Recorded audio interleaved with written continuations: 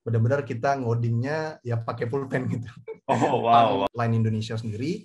Nah, kalau yang setelah ini di sama CTO-nya gitu, sama dari Korea gitu. Kalau di software engineering sendiri kayaknya most of us itu kita self-taught ya, dalam arti kita otodidak, kita belajar sendiri. Hampir semua itu nggak ada yang diajarkan di kampus. Nah, itu bisa jam tidurnya ya 5-4 jam. Hai semua, jadi hari ini ada bersama dengan saya, seorang teman yang bekerja sebagai seorang software engineer di Line Indonesia. Dan hari ini beliau akan membagikan cerita tentang bagaimana bekerja sebagai seorang software engineer dan juga mungkin cerita beliau bagaimana kehidupan pekerjaan atau karir di Line Indonesia. Jadi langsung aja kita sapa. Halo Bang Agam. Hai. Halo, Kas. Oke, apa kabar? Ya, kabar baik, puji Tuhan. Nice. Oke, saya juga baik dan pengen tahu kayak akhir-akhir ini Bang Agam ini lagi ngapain aja sih, kerjain apa gitu? Belakangan ini lagi ada beberapa project sih di kantor. Yang pertama itu Line Ramadan. Jadi kita ya di musim Ramadan ini kita rilis Ramadan. Itu kayak semacam ya aplikasi di dalam Line Messenger gitulah. Baru juga aja rilis itu Line Jobs. Line Jobs itu kayak agregator jobs itu di mana kita aggregate dari jobs portal lah gitu, kayak JobsDB, yang lain-lain lah gitu. Terus satu lagi project-nya undisclosed. Jadi sorry aku nggak bisa bilang, cuman ya ada satu lagi project yang dimana kita lagi kerjakan gitu. Jadi pretty much kurang lebih ada 3 project lah yang sedang dikerjakan sekarang. Kalau penonton-penonton di sini yang mungkin masih SMA atau masih kuliah gitu, mungkin di satu sisi mungkin ada di antara kalian yang kaget gitu ya, kayak di dunia kerja bisa beberapa project sekaligus gitu ya. Mungkin saya mau tanya nih sama Bang Agam nih, kayak berapa sih kayak jumlah project maksimum kayak paling banyak yang pernah Bang Agam kerjakan dalam satu waktu yang sama gitu? To be honest, ini pertama kali ya. Jadi sebelumnya emang satu project doang, dan itu pun Line Today, spesifik di iOS. Tapi sekarang ya 3 project dan semuanya bukan iOS, yang which is front end gitu. Jadi ya itu kurang lebih projectnya semakin bertambah, terus teknologinya juga totally different gitu, sangat-sangat berbeda. Boleh tahu nggak sih kenapa awalnya Bang Agam mau memilih sebagai software engineering? Itu berawal dari waktu gue SMA sih, tepatnya SMK. Jadi waktu SMP itu ini mau lanjut kemana kayak gitu, apakah SMA atau SMK, dan ketepatan waktu itu di depan rumah itu dia punya game PC gitu. Nah, ya game PC, dia install GTA Grand Theft Auto yang versi PC, terus Need for Speed, kalau nggak salah Most Wanted atau Underground gitulah. Nah, setelah itu dari situlah ada ketertarikan main game kan. Main game, rupanya seru nih main game di PC instead of kita main di PlayStation 2 gitu. Nah, jadi akhirnya seringlah ke rumah si teman ini gitu, hampir tiap hari ke rumah, ya kebetulan depan rumah gitu kan. Jadi ke rumah dia main, akhirnya terikat tuh gitu, gimana sih ini komputer cara kerjanya gitu. Terus singkat cerita ya memutusin untuk ke SMK gitu. Nah, di SMK di Medan itu SMK-nya di TI Komputer Metodis 8. Nah, kalau teman-teman audiens ada yang di Medan itu tepatnya di Glugur gitu. Kemarin itu ya SMK-nya dari 2008 sampai 2011 kalau nggak salah. Nah, itu jurusannya TKJ. Jadi ya emang dulunya sih interest dengan komputer, tapi agak berbeda ya. Jadi kayak SMK dulu jurusannya TKJ yang which is teknik komputer jaringan, di mana kayak kita buat install server gitu, kita install web server, Apache, kita install mail server, kayak dulu pakai Squirrel Mail kalau nggak salah ya. Squirrel, wow, oke. Iya. Terus ya puji Tuhan sempat juga ikut LKS, namanya Lomba Keterampilan Siswa tingkat Kota Medan. Terus udah selesai 3 tahun, ya barulah melanjutkan studi S1 di Microskill, ambil jurusan teknik informatika. Itu dari tahun 2011 sampai 2015. Gitu. Nah, mungkin dari situ sih ketertarikan di dunia software engineer-nya mulai kelihatan. Sejak di kampus kita belajar bahasa pemrograman pastinya kan, gitu, dimulai dari C++, terus masuk ke Java untuk object oriented-nya, terus masuk ke .NET juga, C# atau F# gitulah ya, punyanya Microsoft. Habis itu terakhir itu belajar JavaScript kalau nggak salah untuk untuk ya mempercantik website lah, gitu sih. Dari situ sih mungkin ketertarikan software engineer. Habis itu somehow nggak tahu kayak tertarik ke software engineer khususnya mobile. Gitu. Nah, belajar mobile itu startnya bukan dari native karena ya kita tahu aku kan dulunya spesialisasi iOS gitu. Nah, kita tahu iOS hardware aja mahal belinya kan. Kayak kita harus beli MacBook lah yang puluhan juta, terus kita harus beli handphone iPhone-nya gitu. Berangkat ya sebelum ke situ aku di hybrid dulu. Jadi kayak HTML, CSS, JavaScript itu pakai Ionic Framework gitu. Itu sih. Jadi awalnya emang kalau di mobile itu hybrid, Ionic Framework, terus ya akhirnya di native iOS pakai Swift, terus belakangan ini ya pakai Vue.js untuk develop front end-nya. Wow. Ya, singkat cerita kurang lebih seperti itulah kenapa tertarik ke dunia software engineering. Setelah lulus kuliah itu kayak Mbak Agam langsung dapat kerja di bidang software engineer atau mungkin ada kerja di bidang-bidang lain dulu sebelum di Line? Ini setelah kuliah, Lukas. Even syukurnya sebelum kuliah udah kerja sih, puji Tuhan. Gitu. Wow. Jadi setelah sidang, biasanya kan kalau kampus tuh kan kalau kita setelah sidang kan kita udah dapat surat kelulusan pengganti transkrip atau pengganti ijazah gitu, yang dimana itu kita bisa pakai untuk melamar ke perusahaan gitu. Nah, kemarin itu sempat sebelum wisuda, sebelum selesai itu, tapi setelah sidang ya, ada kayak beberapa 3-4 bulan gitu, puji Tuhan aku diterima di salah satu software house di Medan. Gitu.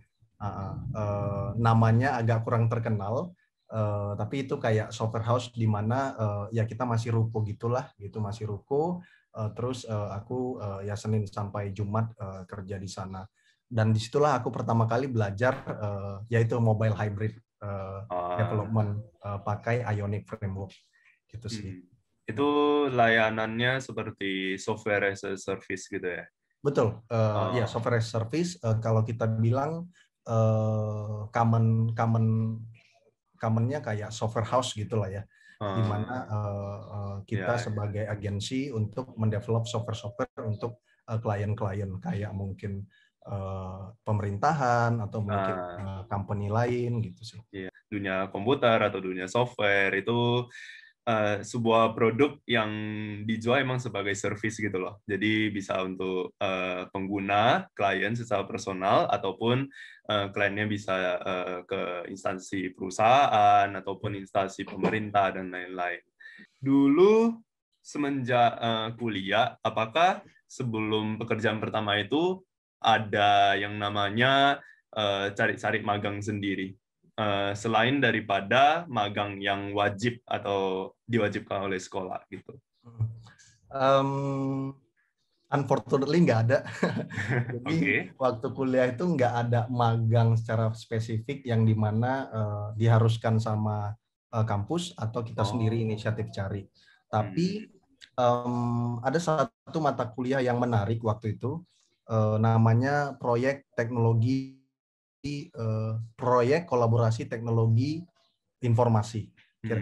Kalau disingkat tuh PKTI gitulah nama mata kuliahnya. Dan SKS-nya ini cukup gede juga, kalau nggak salah 4 apa ya. Gitu. Nah, jadi di mata kuliah ini satu mata kuliah kan itu 4 SKS, terus kita belajar mata kuliah ini selama 6 bulan lah, 5-6 bulan lah per semester. Nah, jadi mata kuliah ini goalnya adalah kita pilih tim kita sendiri, maksimal kalau nggak salah 5 orang. Gitu. Dulu kita nggak tahu tuh satu tim harus ada product manager lah, harus ada designer, harus ada software engineer, nggak tahu. Kita babas aja semua gitu. Masih nah, kuliah terus kemarin, soalnya. Iya betul. Jadi kan kita nggak ngerti ya. Yaudah kita semua software engineer gitu lah. Jadi, jadi kemarin tuh terkumpul lah ceritanya ada 4 orang dalam satu tim. Jadi itu semuanya full stack developer gitu? Unfortunately not gitu. Jadi kayak adalah yang karena kan PKT ini bukan cuma softwarenya yang kita kerjakan, tapi ada paper juga yang harus kita selesaikan. Oh iya. Jadi ada satu yang ngoding, ada satu yang back end, ada yang front end. Product manager nggak ada sih. Ada satu yang ngerjain papernya sendiri gitu. Jadi mata kuliah ini kayak punya waktu 5-6 bulan di mana kita buat sebuah project. Jadi kayak ini nanti bakalan kita propose ke PKM kalau nggak salah namanya waktu itu, program kreativitas mahasiswa dari pemerintah. Jadi project yang kita kerjakan ini harus ya kalau kita dapat kalau kita tembus ke PKM ini yang dari pemerintah ini, kita dapat nilai A lah kasarnya di PKTI ini. Gitu. Jadi kemarin itu ya, jadi ada lewat pemerintahnya gitu ya? Iya, jadi goalnya sebenarnya sekalipun kita buat project dan memenuhi tujuan atau tuntutan mata kuliah ini, kita juga diharapkan untuk submit project kita dan papernya terutama itu ke program PKM ini, gitu sih. Oh wow. Saya kurang tahu ya apakah kuliah zaman sekarang ini masih ada begitu atau enggak ya, karena saya sendiri kan kuliahnya di luar negeri nih. Terus mungkin penonton di sini yang lagi kuliah, kalau kalian ada sesuatu yang mirip dengan apa yang barusan Bang Agam sampaikan, bisa di komen ya, di komen komentar ya. Oke. Ya mungkin kita lanjut ke pertanyaan berikutnya ya. Kita coba nanya ini, kenapa akhirnya mungkin sebelumnya kayak sudah berapa kali Bang Agam pindah kerja sebelum kerja di Line? Sebelum kerja di Line itu ada tiga company kalau nggak salah. Berarti Line itu company keempat. Nah, kenapa sih akhirnya memilih untuk kerja di Line Indonesia gitu? Dan ya mungkin sejak tahun berapa, mungkin kayak awal mula kenal Line itu dari mana gitu. Jadi itu start applying di Line itu kalau nggak salah sekitar akhir tahun 2017 ya. Akhir tahun 2017 udah start applying. Jadi emang passionate di iOS, terus kayak mau pengen sebenarnya cari opportunity baru aja sih, kayak bener-bener pengen belajar yang lebih baru gitu ya, terus kayak pengen company yang lebih gede gitu, karena dulunya kan di startup gitu ya, yang company-nya orangnya 50-100 orang lah gitu kan, dan pengen juga yang produknya itu yang katakan million users gitu, yang benar-benar orang aware dengan produk itu dan orang pakai daily use gitulah kira-kira. Nah, sampai akhirnya memutuskan itu apply di Line, terus mulai bekerja di Line itu di bulan Maret. Di bulan April 2018. Kalau boleh tahu kan Line Indonesia itu kantornya ada di Jakarta kan ya? Ya, betul. Jadi pekerjaan sebelumnya itu sudah di Jakarta atau masih di Medan gitu?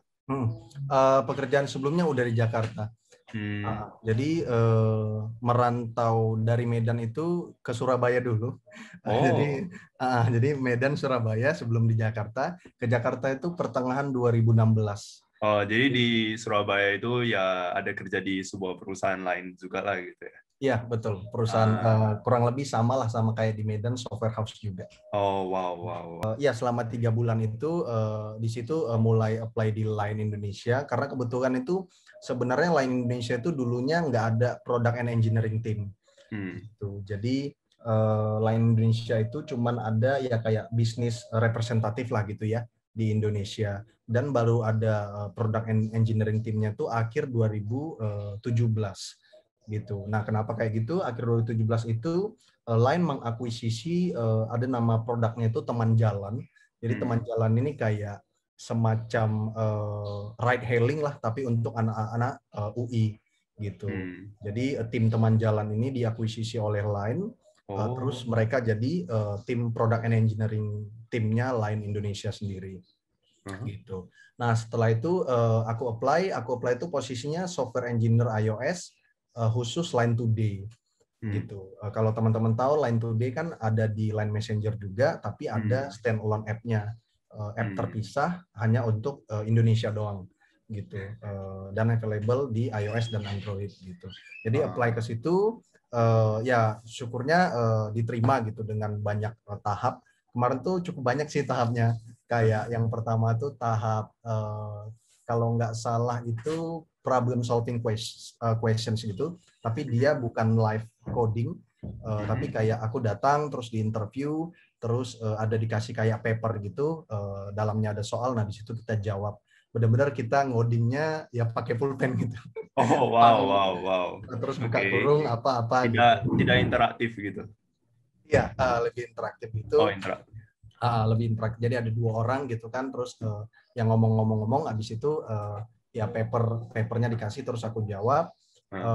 Puji Tuhan, ya dari situ aku udah kelihatan si sign-nya diterima. Itu kenapa? Karena aku baca-baca, ya mungkin teman-teman bisa aware nanti kalau teman-teman setelah interview itu diajak quick tour kantornya, itu ada kemungkinan besar teman-teman diterima atau maju ke tahap berikutnya. Nah, setelah itu ada tahapnya lagi, kalau nggak salah tahap kedua itu technical interview questions, tapi sama teman-teman yang kita bakalan kerja bareng di luar negeri gitu. Jadi kalau yang tadi itu di Line Indonesia sendiri, nah kalau yang setelah ini di sama CTO-nya gitu, sama dari Korea gitu. Nah, setelah itu ya di situ lebih banyak teknisnya sih mengenai iOS gitu, kalau teman-teman tahu. Terus habis itu puji Tuhan lulus. Setelah itu interview sama HR, habis itu interview sama managing director, baru habis itu offering. Oh, itu totalnya berapa tuh? Maksudnya berapa tahap tuh? Totalnya I would say mungkin 4-5 tahap kali ya. Oh, wow, oke. 5 tahap sampai ke offer. Gitu. Dan sebenarnya kayaknya yang paling susah itu di interview teknikalnya yang sama CTO dari Korea gitu. Oh, itu pakai bahasa Inggris kan ya? Betul. Nah, challenge-nya di situ sih, kita pakai bahasa Inggris. Ya bahasa Inggris gue dulu ya nggak tahu sih nilainya berapa, mungkin A2 atau B1 kali, yang nggak sebegitu bagus. Terus yang menginterview kita orang Korea, ya syukurnya dia English-nya nggak begitu bagus, jadi sama lah kayak gue juga gitu. Kehidupan sebagai seorang software engineer di Line Indonesia itu gimana sih? Mungkin kayak kolik-koliknya itu mungkin kayak rata-rata dari mana aja? Apakah banyak dari UI, ITB, yang kayak PTN-PTN besar-besar gitu, atau ya atau gimana lah ceritanya gitu? Kalau di Line Indonesia sendiri ya, tim engineering-nya itu tadi sih, karena aku bilang tadi kan kita acquire tim Teman Jalan ya, Teman Jalan Engineering tadi, itu mereka anak UI semua. Ada sih 1 atau 2 gitu. Jadi dari mereka itu sekitar ada 5 apa 6 orang gitu. Ada jadi product manager, ada jadi software engineer, Android, ada jadi back end, ada jadi business team 1 orang gitu. Nah, mereka semua hampir semua mereka anak UI. Tapi setelah itu kan 3 tahun yang lalu ya, 2018 gitu. Nah, makin kemari ini aku nggak ngelihat kayak, nggak semua sih universitas negeri dan gede-gede gitu. Ada juga teman-teman ya dari ITB, tapi ada juga kayak dari BINUS, terus ada dari ITS juga gitu. Terus ada dari ya kebanyakan dari BINUS sih kalau di Jakarta ya. Iya. Terus ada dari Microskill nggak ada sih, cuman satu aku seorang. Terus apa lagi ya? Dari Broad ada, dari luar negeri juga ada gitu. Even bukan jurusan informatics atau bukan jurusan computer science juga ada. Oh wow. Jadi Wow. kayak kalau di teknik informatik, kalau di software engineering sendiri kayaknya most of us itu kita self taught ya. Dalam arti kita otodidak, kita belajar sendiri. Hampir semua itu nggak ada yang diajarkan di kampus gitu. Ya, aku sendirilah contohnya iOS kan nggak ada dipelajarin di kampus gitu ya. Iya, iya, Kalau benar-benar. Git, kalau Java atau C++ ya pasti kebanyakan kampus ngajarin. Cuman kalau teknologi terkini kayak iOS, Swift, aku rasa belum banyak kampus yang ngajarin. Sebagian besar itu kalau belajar sendiri itu bisa kan ya, maksudnya mendapatkan pekerjaan itu gitu loh. Nggak harus dari universitas ternama, nggak harus dari jurusan apa komputer, jurusan sistem informasi atau apapun itu. Cuma yang penting kayak yang penting kamu bisa belajar, kamu bisa memperoleh skill-nya. Sekarang kan di internet banyak ya. Iya. Dan kalau kamu bisa itu, kamu pasti bisa dapat atau secure job itu. Benar ya? Tentu sih, tentu. Bahkan ada ya yang ada jurusan fisika juga. Oh. Jurusan fisika, tapi dia itu data science kalau nggak salah atau machine learning engineer. Ada juga jurusan statistika gitu ya. Pokoknya I think computer science itu software engineer itu kayak kita itu pada mungkin backgroundnya engineering atau teknik gitu ya. Cuman nggak harus kita graduate dari computer science atau teknik informatika gitu. Bisa Ada aja. nggak sih kalau yang dari misalnya yang agak ilmu-ilmu sosial gitu, misalnya dari Oke. hukum lah atau I see. dari geografi, geologi. Oke, good questions.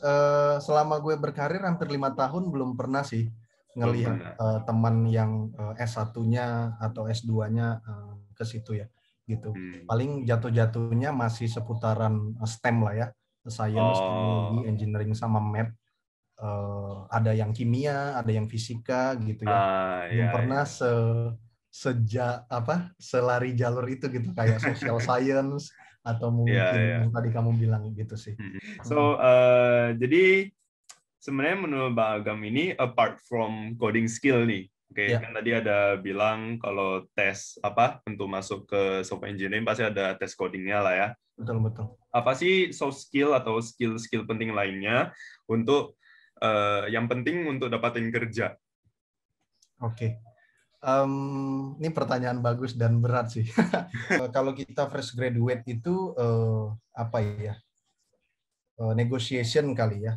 Tapi Oh. mungkin negotiation juga nggak ya mungkin penting gitu. Jadi kayak waktu kita internship atau waktu kita jadi kerjaan pertama kita gitu ya, negotiation perlu di mana supaya kita jangan kayak terlalu apa ya?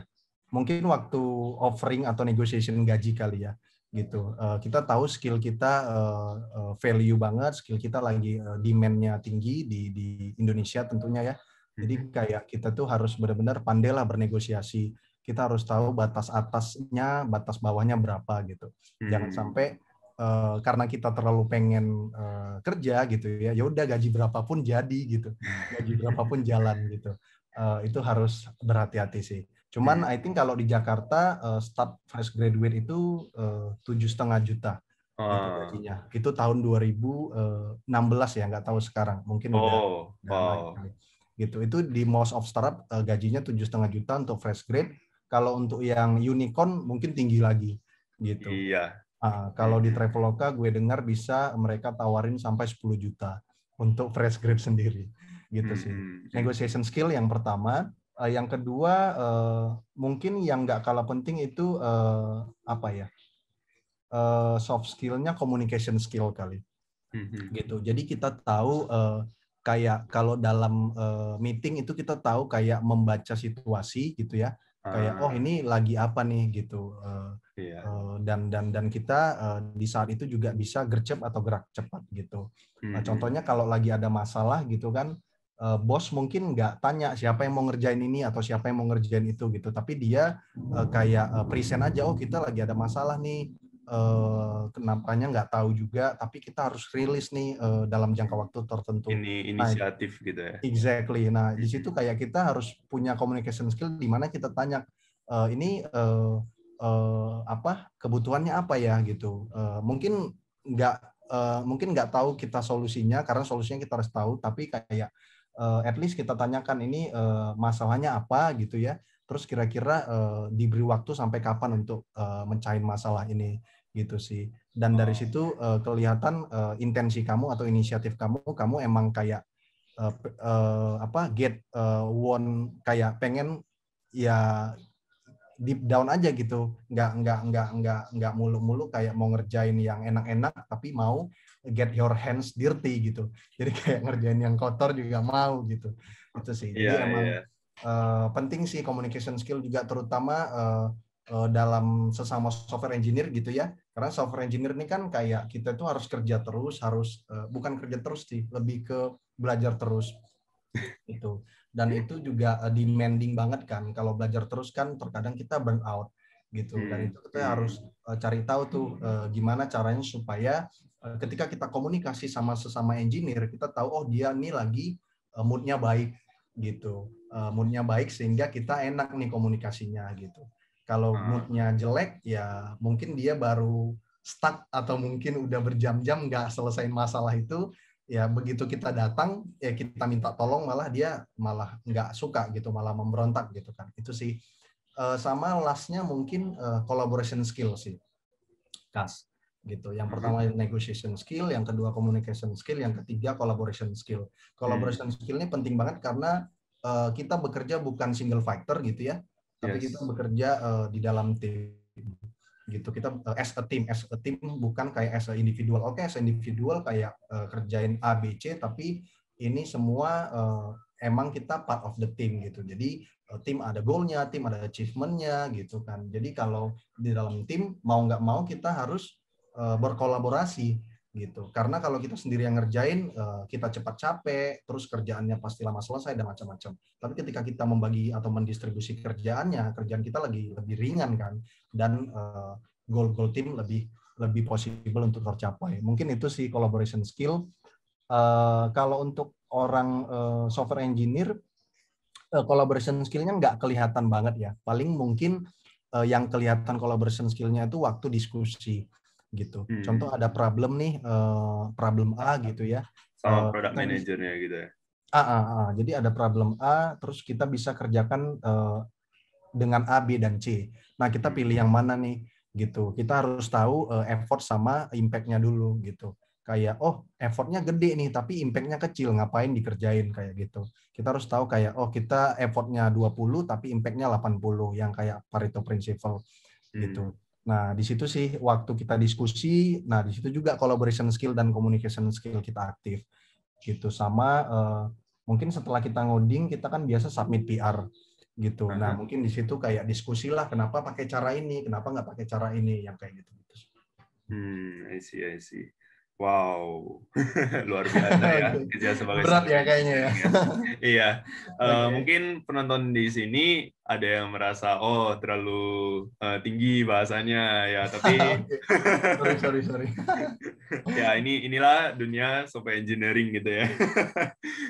Oke, tapi sebenarnya dari apa yang Mbak Agam sebut tadi ya, itu nggak hanya apply untuk orang-orang yang mau berkarir di bidang software engineering, itu juga sebenarnya collaboration skill, skill negosiasi, sama satu lagi apa tadi?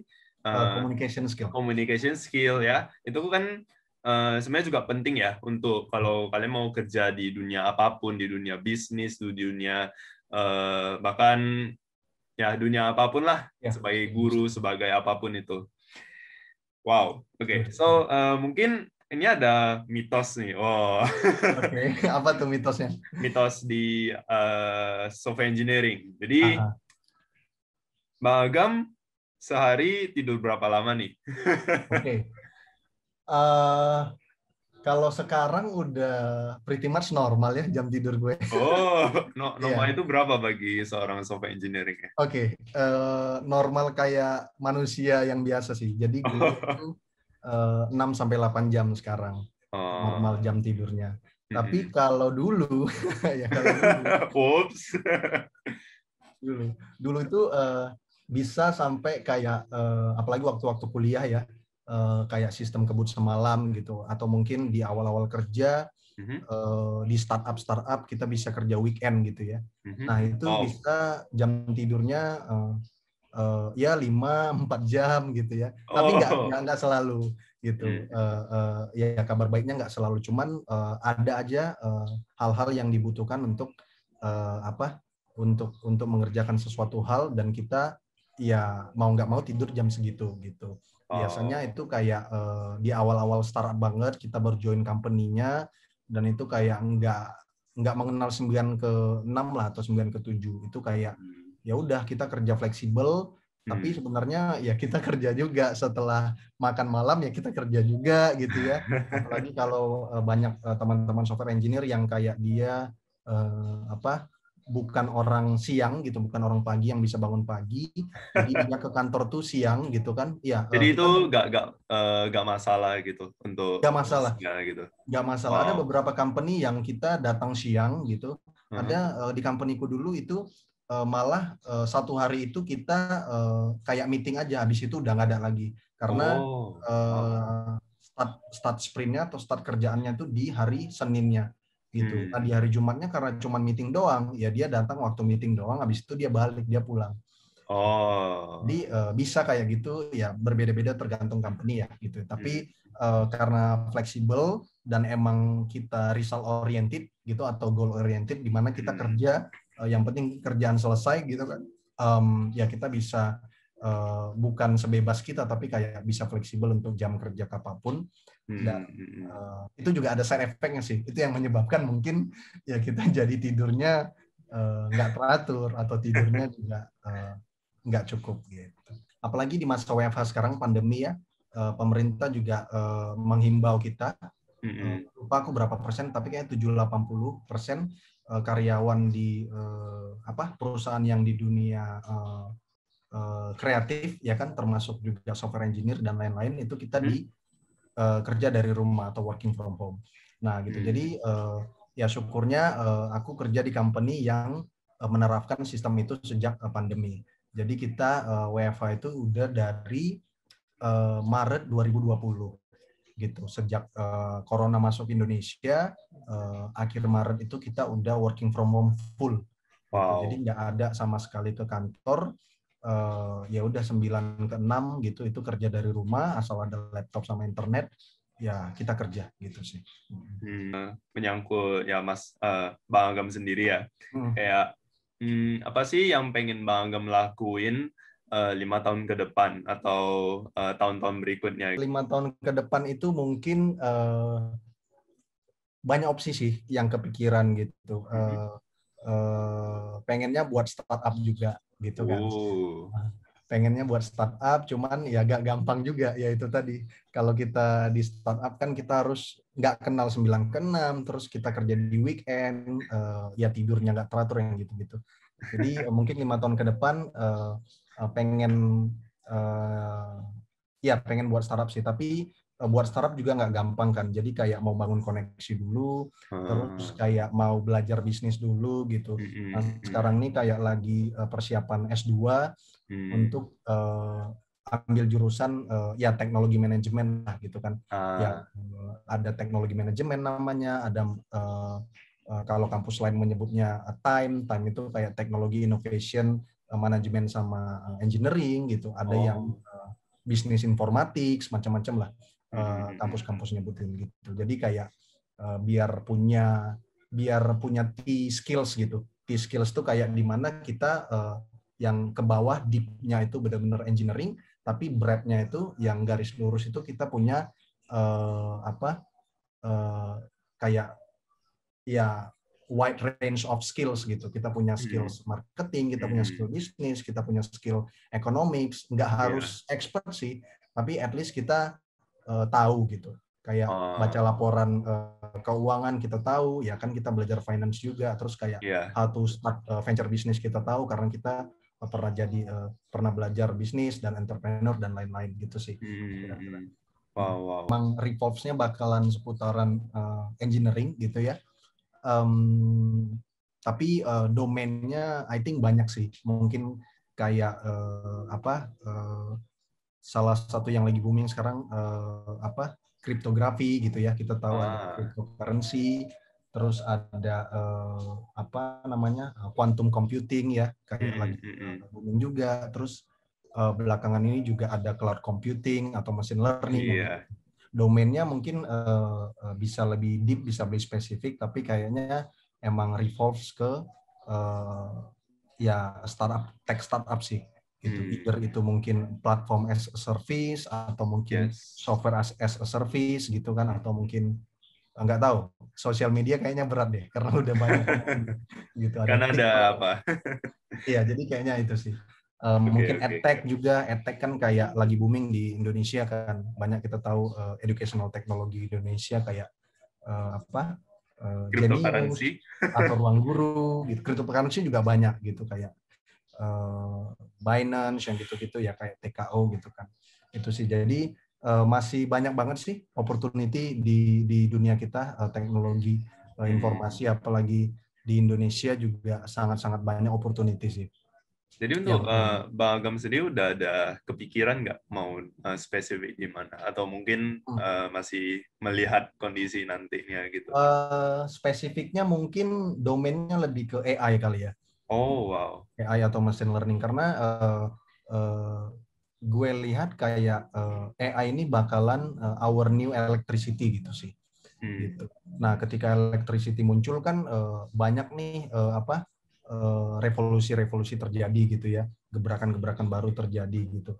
Nah, AI juga nanti bakalan gitu.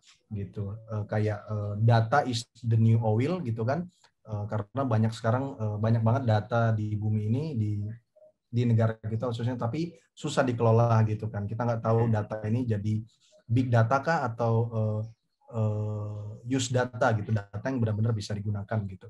Kayak mungkin yang sekarang untuk COVID vaksin, atau mungkin kayak apakah benar sih kita harus selalu pakai masker ke luar gitu, even though kayak kita nggak di lingkungan atau nggak di kerumunan yang banyak gitu. Apakah emang harus kita pakai masker gitu kan? Itu harus juga berdasarkan data gitu. Nah, itu mungkin spesifik lebih ke AI sih, karena AI ini bakalan our new electricity sih ke depannya. Nggak tahu, mungkin ya 5-10 tahun lagi kali ya. Gitu. Wow. Menarik. Keren. Pas. Oke, mungkin kita udah sampai di penghujung talk kita ya, penghujung seri session kita. Jadi mungkin pertanyaan terakhir nih untuk Bang Agam, ada gak nih pesan atau kayak sebuah nasihat atau kasih quote gitu ya untuk anak-anak muda penonton-penonton sini, mungkin masih di bangku SMA atau masih di bangku kuliah, ataupun bahkan yang sudah fresh grad nih gitu. Ada gak kayak saran atau nasihat dari Bang Agam sendiri di dunia karir mungkin, atau secara hidup, secara keseluruhan gitu? Jangan pernah takut untuk mencoba hal yang baru sih. Society kita kayak kita dianggap gagal, kita dianggap mungkin bodoh gitu ya. Kalau kita salah atau kita gagal untuk membuat atau untuk menciptakan sesuatu hal atau belajar sesuatu hal yang baru gitu. Jadi pesanku, jangan pernah takut untuk gagal, jangan pernah takut untuk mencoba belajar hal yang baru gitu. Eventually kita bakalan mature kok gitu, kita bakalan familiar dengan hal itu, karena emang otak kita nggak didesain untuk otak kita tuh hanya suka dengan familiarity gitu, dia nggak suka dengan something yang new gitu. Tapi supaya dia bisa kayak perform dengan baik gitu ya, kita harus pakai dia untuk kita bisa belajar terus gitu, apapun itulah. Nggak harus kayak kita di dunia teknologi, mungkin di dunia bahasa gitu ya, kita belajar bahasa baru selain English, mungkin kita belajar bahasa, ya bagi teman-teman yang suka Korean drama mungkin bisa belajar bahasa Korea gitu ya, atau kayak suka ke Europe mungkin bisa bahasa Jerman kali gitu, karena kan Jerman one of the most language in Europe gitu kan. Itu sih paling susah juga ya. benar paling susah juga gitu. Jadi I think jangan batasi dirimu hanya karena kamu gagal atau takut mencoba hal baru sih gitu. Gagal itu biasa selama kamu terus bangun dan bangkit dan mencoba terus sih. Nice. Terus mungkin quote yang terakhir yang bisa aku sampaikan adalah jangan pernah menyerah walau apapun juga. Jika kita menyerah maka habislah sudah gitu. Jadi sebenarnya kalau kita menyerah sekalipun kita belum mati secara fisik gitu ya kita udah mati secara mental sih gitu. Kita udah pasrah gitu sih. Jadi kuncinya jangan pernah menyerah gitu. Kalau mungkin besar banget kelihatan masalah atau problemnya, mungkin solusinya adalah kita pecah gitu. Jadi beberapa bagian sehingga ada beberapa step yang kita lakuin dan kita melihat yang tadinya besar jadi kecil gitu. Dan itu juga men-trigger kita ketika kita menyelesaikan masalah yang kecil-kecil itu, kita juga dipicu dan akhirnya itu kayak men-trigger kita, memberikan kita reward. Rupanya tanpa sadar kita udah menyelesaikan masalah yang besar itu gitu sih. Itu sih Kas. Oke. Wow. Oke, terima kasih banyak ya Bang Agam untuk sharingnya hari ini. Saya harap ya para penonton bisa dapat banyak lah ya dari Bang Agam, sharingnya Bang Agam hari ini, terutama mungkin bagi kalian di sini, apalagi yang mau berkarir di software engineering, oke? Pasti kalian sangat-sangat mengerti lah ya tadi apapun yang Mbak Agam ceritakan, oke? Tapi bagi kalian yang tidak di bidang ini nggak apa, masih ada juga tadi Bang Agam sharing tentang soft skill-nya, tentang jangan menyerah dan juga tetap berusaha lah, try new thing gitu kan, tetap berani untuk mencoba hal yang baru. Nah itu untuk kita semua nih, oke? Jadi emang betul-betul sebuah hal yang paling penting lah ya, bisa saya katakan di dunia kerja maupun di dunia jadi seorang entrepreneur, yaitu mencoba hal baru, oke? Karena sejujurnya juga apapun jurusan kuliah kalian, saat kalian mau kerja, pasti ada aja sesuatu yang baru yang harus kalian pelajari. Gitu. Tidak melulu apapun yang kalian pelajari di sekolah itu bisa diaplikasikan di dunia kerja. Jadi maka dari itu Bang Agam tadi sudah katakan jangan takut untuk mencoba hal baru dan jangan menyerah untuk mencoba hal baru tersebut. Oke, jadi ya terima kasih banyak Bang Agam untuk sharing malam hari ini, dan jangan lupa di like, subscribe, dan tekan tombol bell untuk konten-konten berikutnya, dan untuk speaker-speaker berikutnya yang akan menarik akan ada diundang di sini, dan sampai jumpa. Bye-bye. Bye.